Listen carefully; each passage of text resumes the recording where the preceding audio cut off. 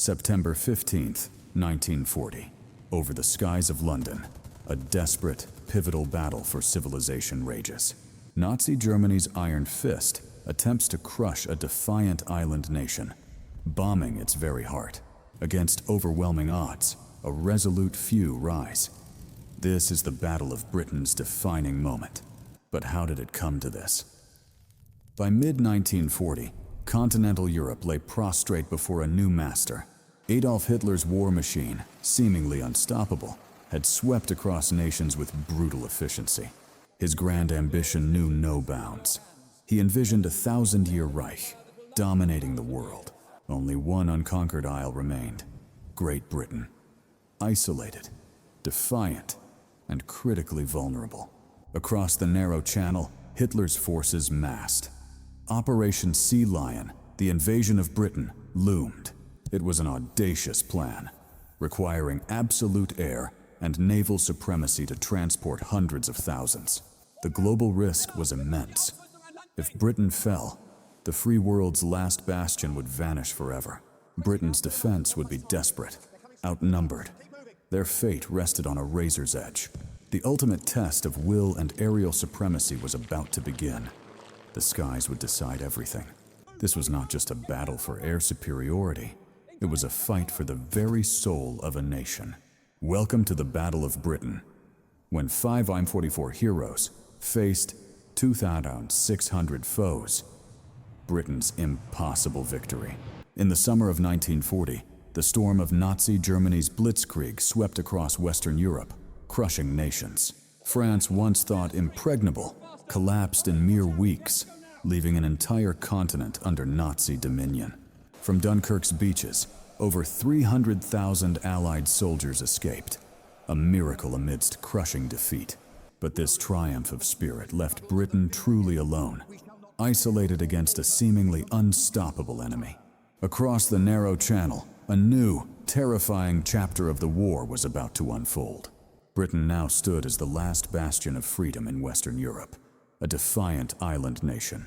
For Nazi Germany, Britain's continued defiance was an unacceptable obstacle to total European domination. The strategic imperative for Britain was clear: protect the homeland or face utter subjugation. Hitler believed Britain would sue for peace, but Churchill's resolve burned fiercely against tyranny. The stage was set for an unprecedented confrontation, an aerial Armageddon over the English skies. Codenamed Operation Sea Lion, the invasion of Britain demanded absolute air superiority first. Göring's Luftwaffe was tasked with clearing the skies, paving the way for a ground invasion. Nazi Germany began massing troops and thousands of barges along the French coast for the assault.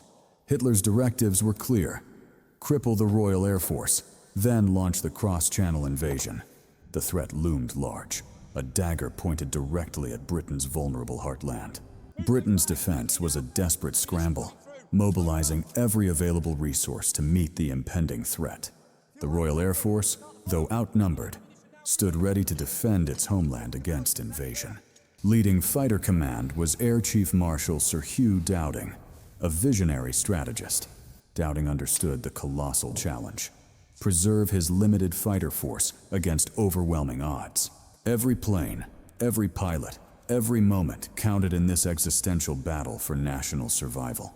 Britain possessed a secret weapon, an integrated air defense network, the Dowding system. At its core was radar, chain home stations scanning the skies for approaching enemy aircraft. These vital early warnings provided precious minutes, a critical advantage in aerial warfare. Information flowed to underground plotting rooms, where enemy formations were meticulously tracked. Each marker represented a threat, requiring swift, precise decision-making to counter the attacks. From these ground control centers, Dowding's commanders directed fighter squadrons with unprecedented efficiency. The Dowding system allowed fewer planes to be at the right place, at the right time. It was a revolutionary command and control network, a true technological marvel of its era. This seamless coordination was Britain's unseen shield, crucial to its survival in the coming storm. The Luftwaffe was a formidable, battle-hardened force, boasting superior numbers and combat experience. Their pilots were veterans of Poland and France, flying advanced aircraft like the Bf-109. Luftwaffe doctrine favored aggressive, offensive tactics, seeking decisive engagements to clear the skies. The Bf-109 was a fast, deadly fighter, capable of outperforming many Allied counterparts. RAF Fighter Command, though smaller, wielded two legendary aircraft, the Spitfire and Hurricane. British pilots, though often younger, were expertly trained and fiercely determined to defend their homes. RF doctrine prioritized flexible defense, conserving aircraft and targeting bombers whenever possible. They fought from home airfields, utilizing quick turnarounds and the advantages of their defensive system. Two mighty air forces, with vastly different strengths and strategies, stood poised for a monumental clash. July 1940. Across the English Channel, Nazi Germany's Luftwaffe began probing Britain's formidable air defenses. This was Kannelkampf, the Channel Battle, an intense opening gambit to test the Royal Air Force.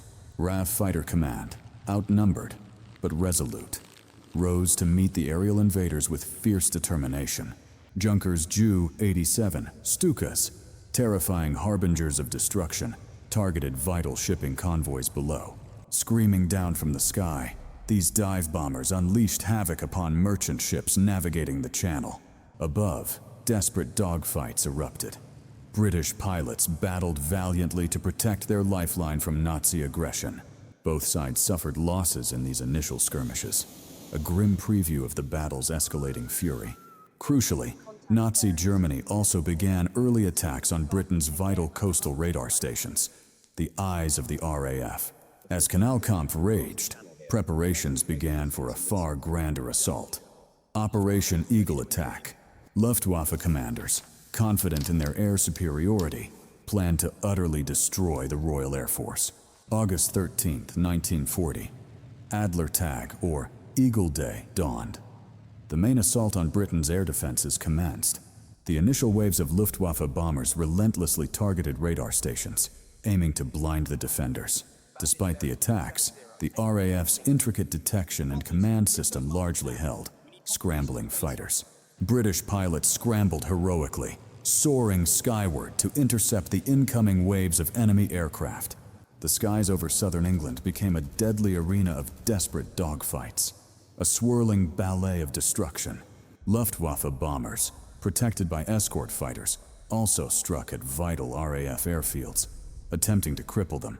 Ground crews worked tirelessly, patching up damaged planes and rearming them, ready for the next wave. Each engagement tested the endurance of every pilot, forging legends amidst the relentless aerial bombardment. August 15, 1940, dubbed the greatest day by the Luftwaffe, proved a monumental strategic blunder. Nazi Germany launched its largest single day of attacks, but critical tactical errors undermined their efforts. Many bomber formations were sent without sufficient fighter cover, leaving them vulnerable to RAF interceptors. The Luftwaffe suffered devastating losses, marking a significant setback in their campaign to destroy the RAF. This costly day for Nazi Germany boosted British morale, demonstrating the resilience of their air defense. Only 3 days later, August 18th, brought the hardest day, a brutal peak of attrition for both sides. Pilots flew multiple sorties, their nerves frayed, their bodies pushed to the absolute limits of endurance. The skies were choked with aircraft, locked in relentless combat, a true test of will and skill. Though costly, the RAF held firm, proving the impossible victory was slowly, painfully within reach. August 24, 1940. A new terrifying chapter began. The Battle of Britain entered its most dangerous phase. Nazi Germany's Luftwaffe shifted tactics. Their new objective: cripple fighter command's vital airfields in southeast England. No longer just cities. Now, radar stations and crucial air bases became primary targets. A brutal new campaign. Every day, wave after wave, Nazi Germany's aerial might descended upon Britain. The destruction was relentless. Runways cratered, hangars shattered. The very heart of fighter command was under direct, sustained assault. Flames consumed vital infrastructure. Repair crews worked tirelessly under constant threat, facing an impossible task. Fighter aircraft were hit. Mechanics raced against the clock. Every damaged plane was a potential, critical loss. From Kent to Sussex, the vital sector airfields became battlegrounds. Britain's defensive shield was fracturing. Above the bombing rates, Nazi German fighters prowled. High-altitude sweeps sought to draw out and destroy RAF defenders. RAF pilots, constantly scrambling, ascended into fierce dogfights. They defended their skies with desperate, weary courage. The skies above southeast England became a deadly ballet. Every engagement pushed both man and machine to their limits. Surviving a raid meant little. The relentless pressure meant continuous combat, testing even the most seasoned aces. The extreme pressure mounted. Ground crews, like their pilots, endured grueling shifts, facing endless demands. Sleep became a luxury. The relentless pace meant minimal rest, blurring the lines between days and nights. Pilot fatigue was a growing, silent enemy. Every moment of relaxation was interrupted by the urgent scramble alarm. From underground bunkers, fighter command's plotters tracked the enemy. Their decisions were critical. Life or death. The losses were catastrophic. Each fallen pilot represented not just a life, but irreplaceable combat experience. The casualty rate began to exceed replacement capacity. Britain was losing pilots faster than they could be trained. Freshly trained, young recruits were thrust into the cauldron. Their inexperience against hardened veterans was a cruel disadvantage. Ammunition ran low, fuel reserves dwindled. The constant barrage was bleeding fighter command dry, physically and morally. Yet, they fought on. A desperate, grueling defense, fueled by sheer will and an unyielding commitment to their nation. Turnaround times became dangerously short. Aircraft were refueled and rearmed under fire, defying all reasonable limits. Every successful mission was a small victory against overwhelming odds. But the toll was accumulating rapidly. August 24th to September 6th, 1940. 13 days of continuous hell, pushing the Royal Air Force to its absolute limit. They were outnumbered, outgunned, and relentlessly attacked. Yet their spirit remained unbroken. A beacon of defiance, the Royal Air Force hung by a thread, its heroes facing impossible odds. They stood on the precipice of defeat. On these battered airfields, Britain's fate rested. The next few hours would determine the future of a free world. Despite heavy losses and relentless attacks, the Royal Air Force defiantly clung to existence. Britain's fate hung by a thread. Luftwaffe's relentless onslaught against RAF airfields had failed to deliver the knockout blow. Frustration mounted in Nazi Germany. The vital airfields, though damaged, remained operational, preventing Nazi Germany from achieving air superiority. The stalemate persisted. Hitler's patience wore thin. The ongoing stalemate threatened his ambitious invasion plans for Britain, Operation Sea Lion. A pivotal, strategic error began to take shape within Nazi Germany's high command. A fateful decision loomed. On September 7, 1940, the order was given. The focus would shift from airfields to London. Bomber crews received new directives. The British capital, London, was now the primary, terrifying target for their payloads. As dawn broke on September 7, 1940, a colossal armada of Nazi Germany's Air Force gathered. London awaited its fate. Over the Thames estuary, the first waves appeared. The distant hum grew into a terrifying roar of destruction. Unprepared Londoners looked to the sky as air raid sirens shattered the morning calm. The war had arrived. Bombs rained down indiscriminately, transforming iconic London landmarks into hellish infernos. The capital burned. The mass daylight bombing of London had begun. This brutal new phase of the war was instantly dubbed the Blitz. Above the burning city, the Royal Air Force scrambled. Dogfights raged, a desperate defense against overwhelming numbers. Despite valiant RAF efforts, wave after wave of bombers pressed on, delivering their destructive cargo onto London. As night fell, London continued to burn. The inferno cast an eerie, devastating glow across the entire city. Critically, this strategic error by Nazi Germany offered the battered RAF airfields a vital, unforeseen reprieve. With the pressure off, dedicated ground crews worked tirelessly, repairing vital infrastructure and damaged aircraft. They rebuilt strength. Exhausted RAF pilots, who had faced constant peril, finally received precious time to rest, recover, and regroup. While the Luftwaffe continued its costly raids, their strategic aim was now fatally diluted. An opportunity was lost. London endured the daily torment of the Blitz. Its suffering bought the Royal Air Force invaluable time to heal. Days passed under the shadow of the Blitz, building towards another pivotal moment. September 15th, 1940. Luftwaffe commanders planned their largest daylight assault yet on London, hoping to break British resolve once and for all. Intelligence reached RAF Fighter Command. A colossal Nazi Germany air attack was imminent. The stakes could not be higher. Fueled, armed, and ready, the Spitfires and Hurricanes stood prepared for the ultimate defense of their homeland. On September 15th, 1940, Battle of Britain Day, wave after wave of Nazi Germany's Air Force filled the skies. The Royal Air Force launched a full-force interception, a desperate, valiant stand for the very survival of Britain. Unsustainable losses shattered the Luftwaffe's morale. Operation Sea Lion was indefinitely postponed, a decisive victory for Britain. The Battle of Britain stands as a monumental testament, its profound consequences echoing through the annals of World War II history. This wasn't merely a battle, it was a desperate struggle for survival, a pivotal moment shaping the fate of a continent. For the Luftwaffe, achieving air superiority over Britain was paramount, the essential precursor to any planned invasion. Yet, despite their overwhelming numbers and initial tactical advantages, they ultimately failed to control the vital skies. This inability to seize air superiority marked an unprecedented setback, Nazi Germany's very first major defeat of World War II. It shattered the myth of invincibility, proving that Hitler's war machine could indeed be stopped and repelled.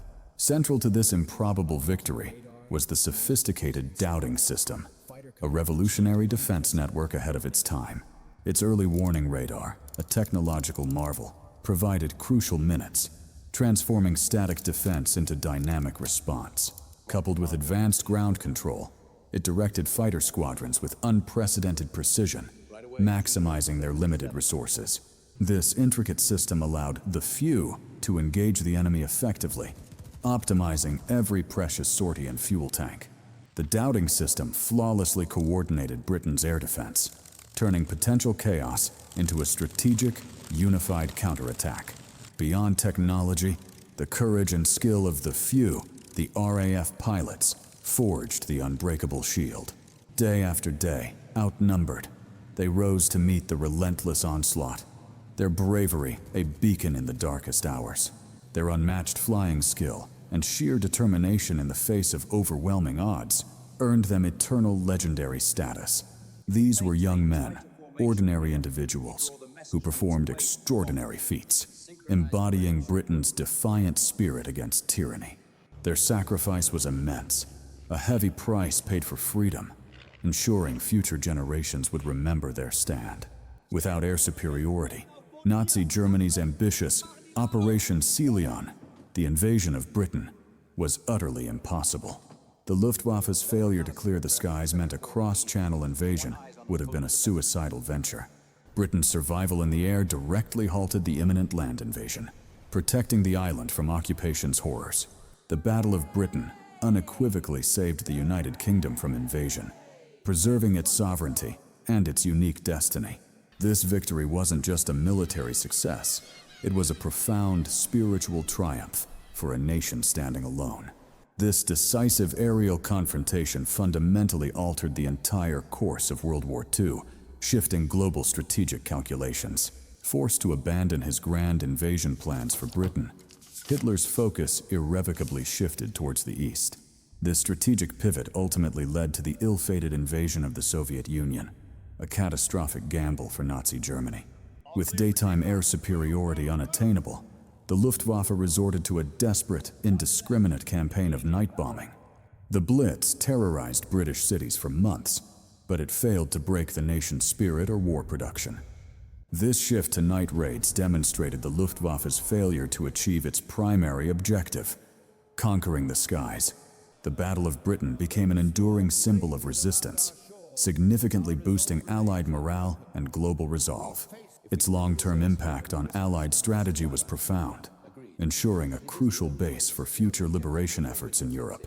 The Battle of Britain stands forever as a monumental testament to unparalleled courage and unwavering human spirit.